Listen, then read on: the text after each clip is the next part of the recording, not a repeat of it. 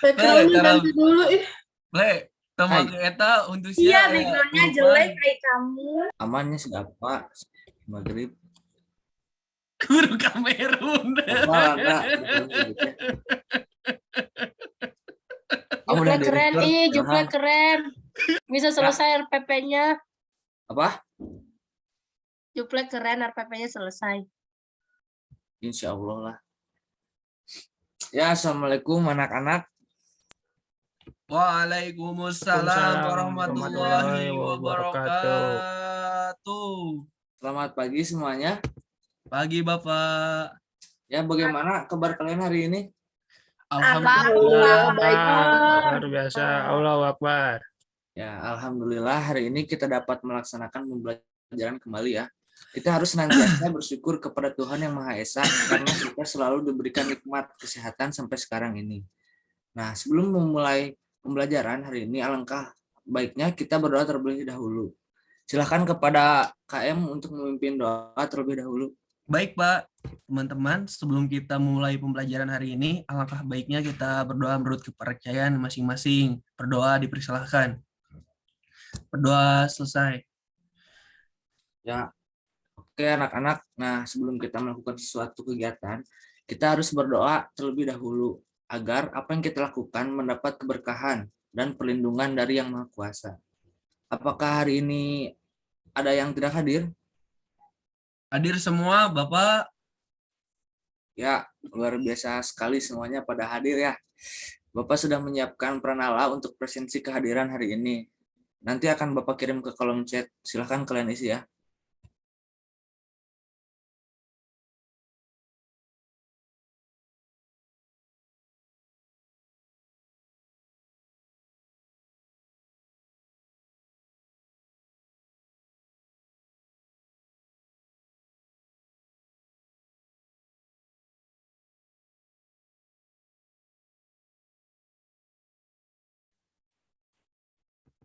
Nah, sudah Bapak kirimkan ya pranala absensinya. Oke, apakah hari ini kalian sudah siap belajar PPKN? Siapa? Iya, Bapak. Siap. Ya, nampaknya semua pada semangat ya. Nah, kalau sudah siap, coba rapihkan tempat duduknya dan juga rapihkan pakaiannya. Ya. Sebelumnya, apakah ada yang masih ingat materi yang kita pelajari minggu lalu? Saya Pak. Ya, silahkan Emma. Minggu lalu kita membahas mengenai bagaimana kita memaknai Kebangkitan Nasional 1908. Ya, betul sekali Emma. Lalu, ada yang tahu nilai-nilai kebangsaan apa saja yang terkandung dalam memaknai kebangkitan nasional? Ya, Pak. Ya, silahkan Fauzan. Ya, jadi ada nilai religius, nilai kemanusiaan, nilai demokrasi, dan nilai ketaatan hukum, Pak. Ya, bagus sekali Fauzan. Sebentar ya Bapak share screen terlebih dahulu.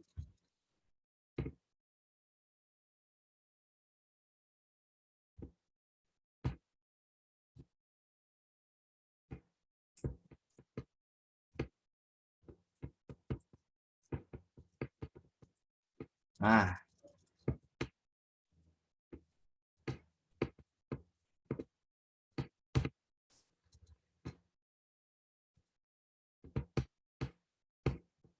bagus sekali Fauzan ya. Nah, ini adalah nilai-nilai kebangsaan yang terkandung dalam peristiwa tersebut. Selain yang sudah disebutkan oleh Fauzan, ada juga nilai kesamaan derajat. Bapak juga ini memberikan contoh perilaku dari masing-masing nilai. Yang pertama, ada nilai religius, di mana contohnya adalah menjalankan ibadah tepat waktu atau berdoa kepada Tuhan. Nah, yang selanjutnya ada nilai kemanusiaan.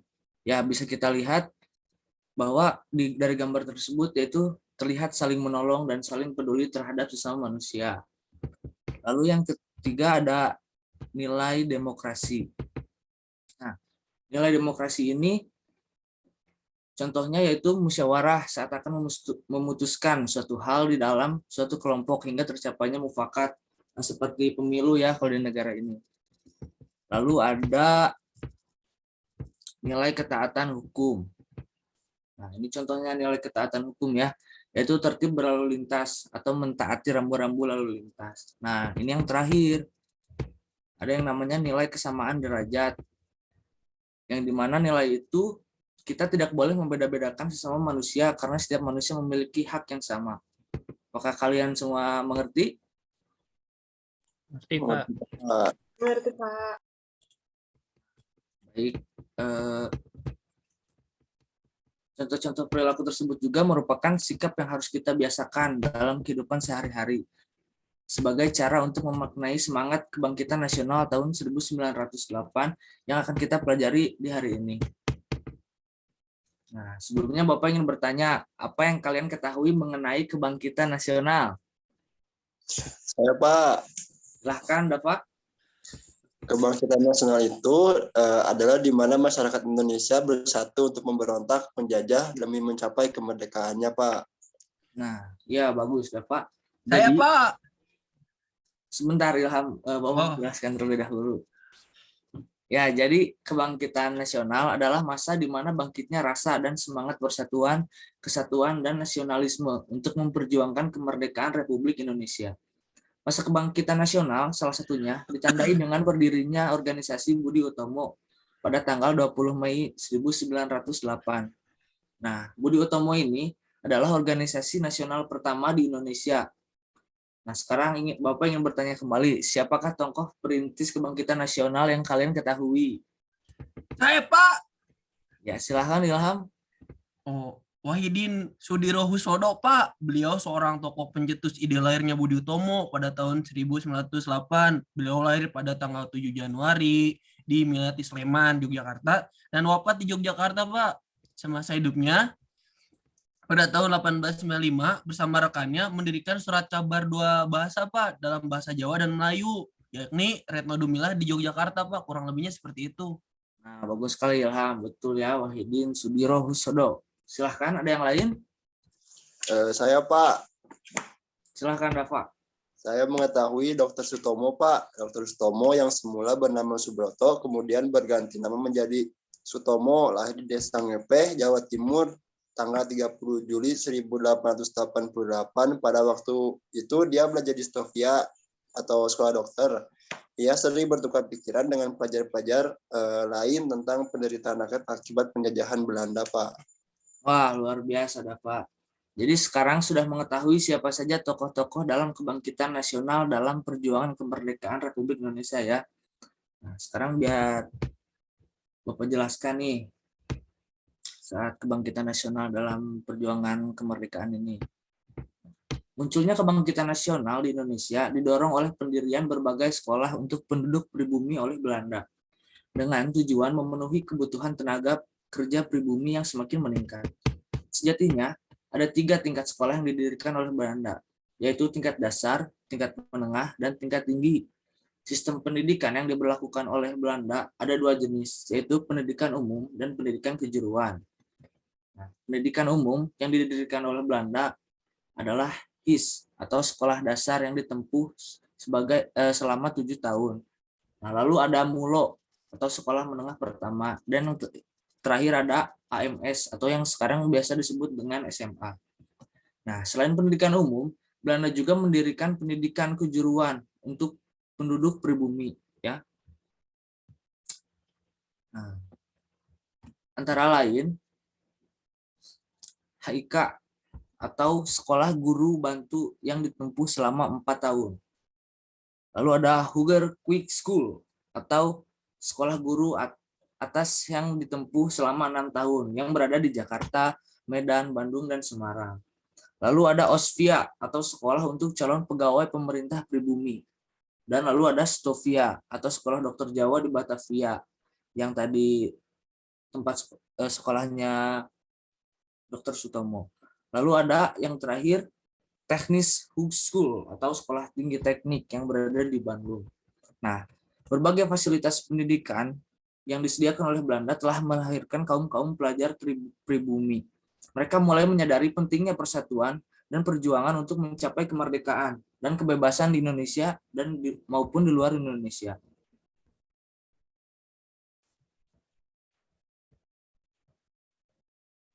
Nah, Pada akhir abad 15 terjadi krisis ekonomi yang melanda Eropa sebagai akibat peperangan yang berkepanjangan. Pada masa itu, teknologi pelayaran berkembang dengan pesat sehingga negara-negara di Eropa melakukan ekspedisi untuk mencari sumber-sumber ekonomi baru ke seluruh dunia. Nah, ekspedisi ini banyak menemukan sumber-sumber ekonomi dan lahan baru untuk dilakukannya perdagangan. Hal ini menyebabkan bangsa Eropa tidak hanya melakukan perdagangan, melainkan langsung menguasai dan menjajah negara-negara yang mereka anggap baru ditemukan. Nah, sejak kedatangan bangsa-bangsa Eropa itu ke wilayah Nusantara pada abad 16, bangsa Indonesia telah mengadakan perlawanan.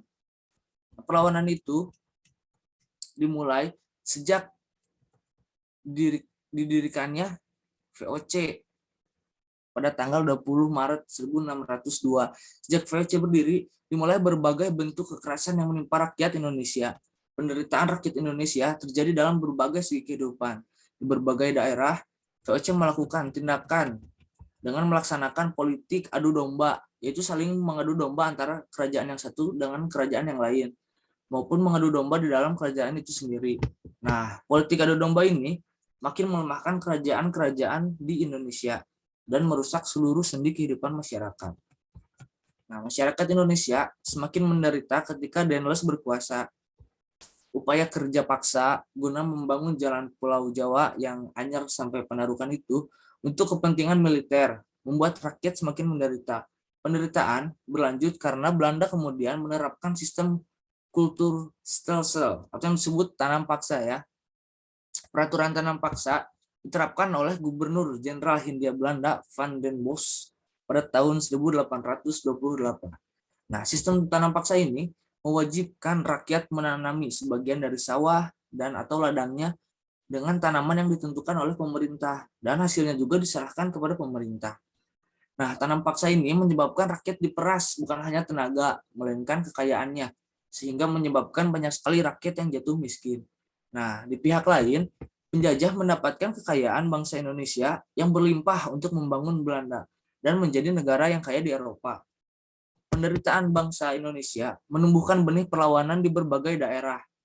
Perjuangan melawan penjajah dipimpin ulama atau kaum bangsawan. Salah satu contohnya yaitu Sultan Hasanuddin di Sulawesi Selatan, Sultan Ageng Tirtayasa di Banten, dan yang lainnya. Nah, perjuangan rakyat ini untuk mengusir penjajah belum berhasil. Hal ini disebabkan perjuangan masih bersifat kedaerahan dan belum terorganisasi secara modern. Nah, lalu penderitaan yang dialami bangsa Indonesia menyadarkan beberapa orang Belanda yang tinggal atau pernah tinggal di Indonesia. Di antaranya Baron van Hove, Edward Douwes Dekker, dan Mr. van Deventer. Edward Douwes Dekker ini terkenal dengan nama samaran Multatuli yang menulis buku Max Havelaar pada tahun 1860. Nah, buku ini menggambarkan bagaimana penderitaan rakyat Lebak, Banten akibat penjajahan Belanda.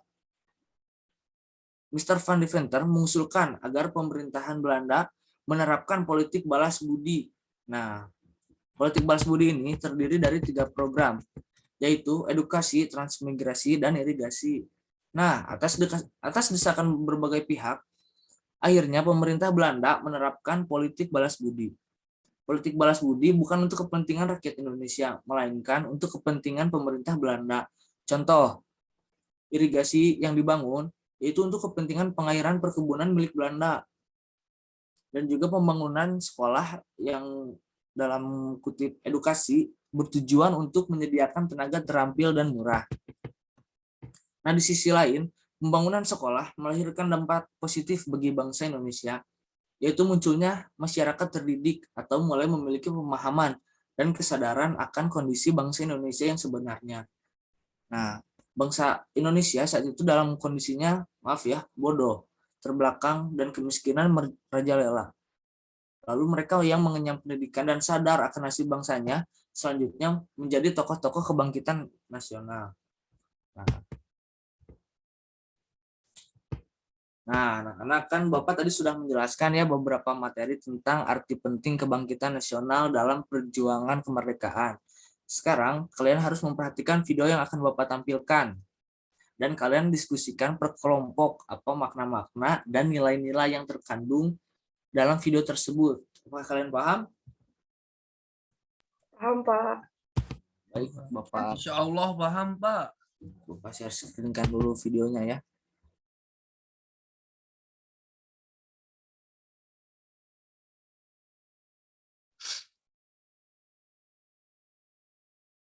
Belum terlihat, Pak.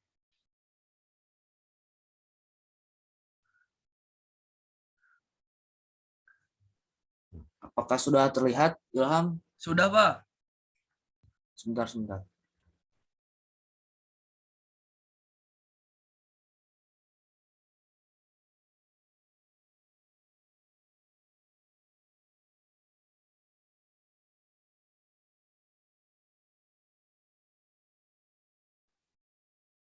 Apakah sudah terlihat? Ada, Pak. Ya, Pak. Kita tonton ya videonya.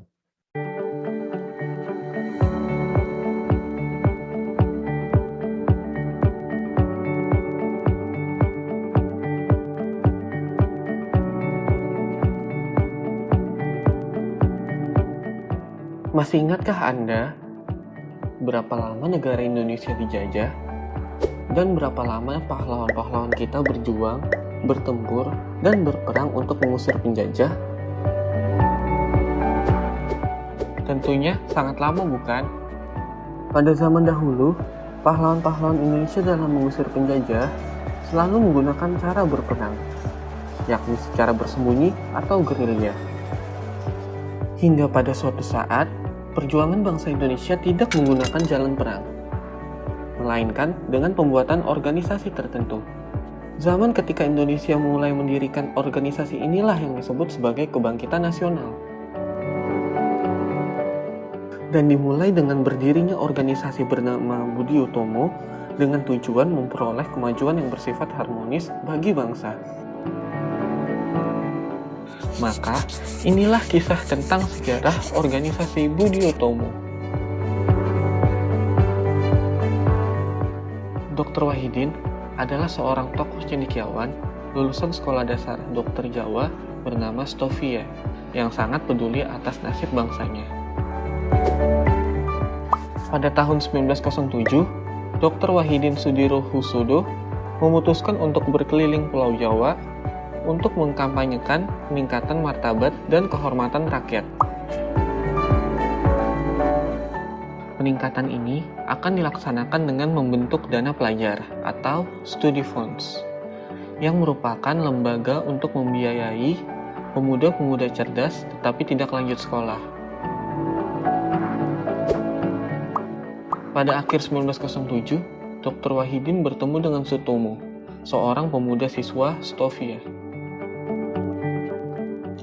Melalui diskusi dan perbincangan inilah mereka sepakat mendirikan perkumpulan yang memperhatikan nasib bangsa yang dinamakan Budi Utomo. Pada 20 Mei 1908, pukul 9 pagi di Stovia, Sutomo menjelaskan gagasannya kepada siswa Stovia dan mereka sepakat akan hal itu. Terpilihlah Sutomo menjadi ketua Budi Utomo dan bahasa Melayu dipakai sebagai bahasa resmi organisasi tersebut. Pada bulan Juli 1908, sebanyak 650 orang tergabung dalam Budi Utomo dan tersebar di 7 kota, yaitu Jakarta, Bogor, Bandung, Yogyakarta, Magelang, Surabaya, dan Probolinggo. Budi Utomo menetapkan fokus pergerakan hanya di Jawa dan Madura, karena mendapat banyak pengaruh penjajahan Belanda. Pada awalnya, Budi Utomo ditolak oleh sebagian besar golongan kaum priayi atau bangsawan karena kaum priayi mendapat pendukung birokrasi dari golongan ningrat. Tetapi, Budi Utomo memperoleh dukungan dari kalangan cendekiawan atau kaum intelek Jawa yang peduli terhadap pendidikan bangsa. Kongres pertama Budi Utomo 5 Oktober 1908 diadakan di Yogyakarta sepakat menentukan pengurus besar organisasi berasal dari golongan tua. Hasil Kongres 1 Budi Utomo sebagai berikut.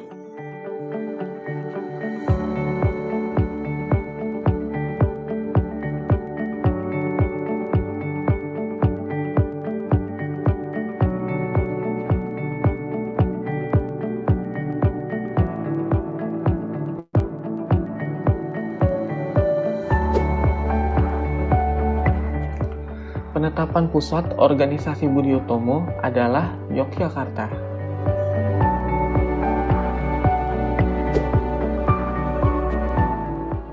Pada tahun 1909, Dr. Cipto Mangunkusumo mengundurkan diri dari Budi Utomo untuk melaksanakan cita-citanya, yakni gerakan politik bagi seluruh rakyat Hindia Belanda.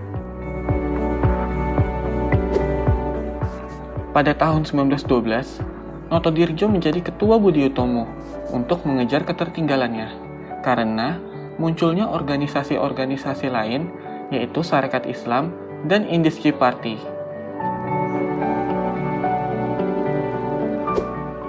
Budi Utomo bergabung ke dalam gerakan PPPKI pada tahun 1927. Gerakan ini dipelopori oleh Insinyur Soekarno.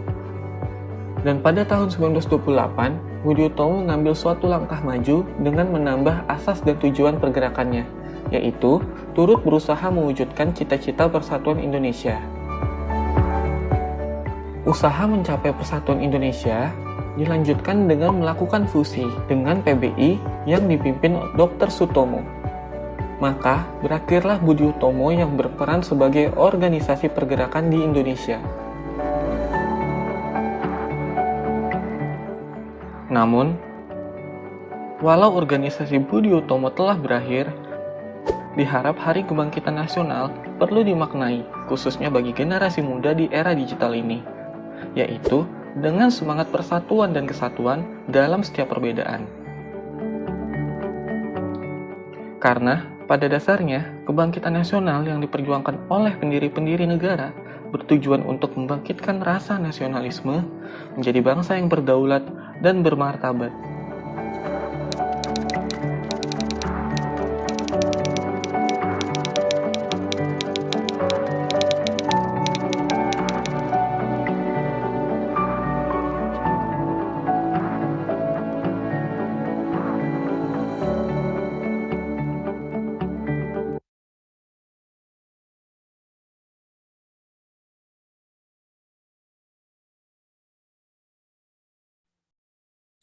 Nah, baik. Silahkan berdiskusi anak-anak. Kasih waktu 5 menit.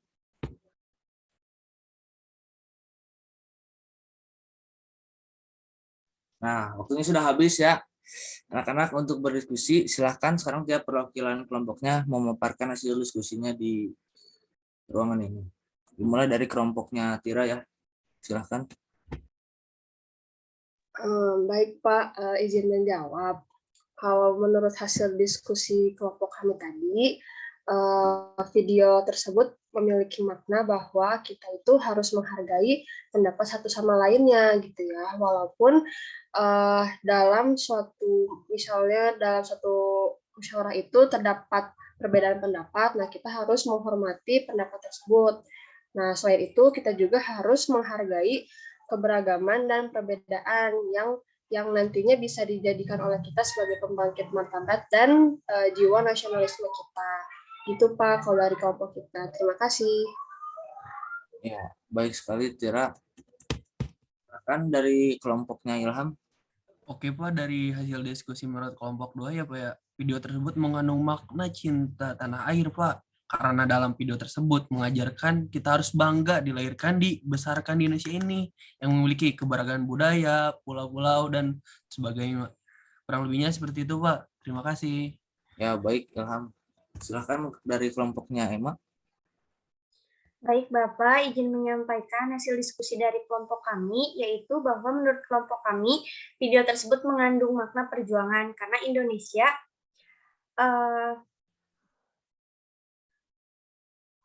Indonesia merdeka itu dengan adanya perjuangan dari para pahlawan yang rela berkorban lewat darah dan keringat. Seperti itu Pak, terima kasih. Ya baik ya.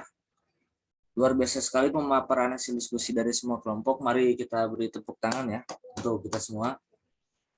Nah, jadi sesuai apa yang kalian sampaikan tadi, bahwa di video itu terdapat banyak makna, yang salah satunya itu dapat perjuangan, terdapat bagaimana rasa nasionalisme kita. Nah, hal itu dapat kita implementasikan dalam kehidupan sehari-hari. Contohnya Bila ada berbeda pendapat, saling menghargai, jangan saling mengejek-ngejek atau dan lain-lainnya. Lalu, apakah ada yang ingin ditanyakan lagi? Tidak, Pak. Tidak ada, Dari Pak. Ilham. Nah, baik, begitu Bapak anggap kalian sudah mengerti ya. Selanjutnya Bapak akan mengadakan kuis untuk evaluasi pembelajaran hari ini. Kuisnya terlampir nanti kuisnya Bapak kirim di grup WhatsApp ya.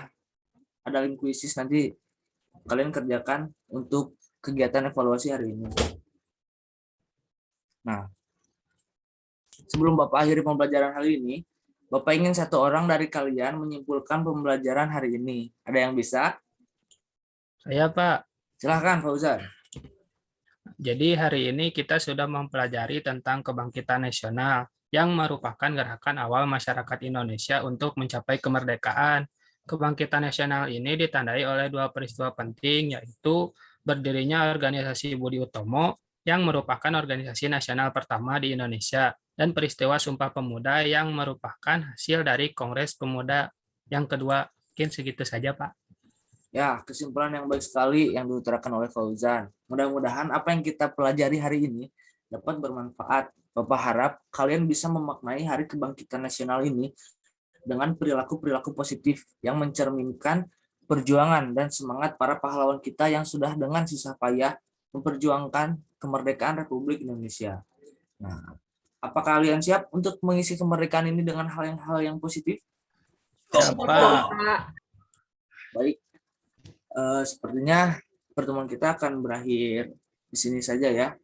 Bapak akan memberikan tugas untuk minggu depan, yaitu tugasnya adalah membuat mind map tentang Sumpah Pemuda ya. Hei, mantap. Baik, sebelum mengakhiri pembelajaran, silahkan KM untuk memimpin doa sebelum pulang. Baik, Pak. Sebelum kita mengakhiri pembelajaran hari ini, marilah kita berdoa menurut ajaran dan kepercayaannya masing-masing. Berdoa dipersilahkan. Berdoa selesai. Ya, sekian untuk hari ini. Sampai bertemu dalam pertemuan selanjutnya. Wassalamualaikum warahmatullahi wabarakatuh. Waalaikumsalam warahmatullahi wabarakatuh.